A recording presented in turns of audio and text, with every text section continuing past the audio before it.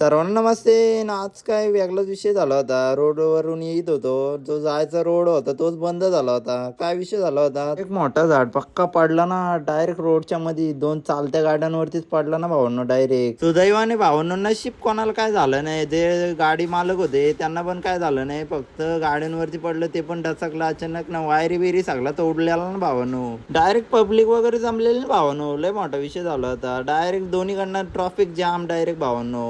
आणि यामध्ये मी पण राहिलो. 2 तास झालेलं भाई, जायला मार्गच नाही ना. एर्टिगा बघा भावांनो कशी डायरेक्ट तिच्यावरती झाड पडलेलं आलंय डेंजर. मग काय नगरपालिकेची सगळी माणसं लागली ना काम करायला, सगळी झाड वगैरे तोडायला लागली, खेचता येत सगळी काढायचा प्रयत्न चालू होता सगळ्यांचा. लपडा भावंड सगळ्यांना भेटला आपल्याला राजका बिग फॅन पहिल्यांदा व्हिडिओ मध्ये आलोय.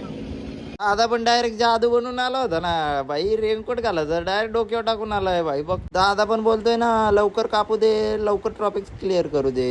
दादा पण भाई ऐकत नव्हता का, जोरात काम करत होता. एर्टिगावरचा निघला ना झाड भावांनो, पटकन दिशी काढला सगळे. एर्टिगावरचं पण क्लिअर झाला आणि इकडे जी इक्वा अडकलेली तिथं वरचं पण क्लिअर झाला होता. मग तिला पण आस्ती साईडला काढत होते ना. दादाने केली चालू न काढले साईडला.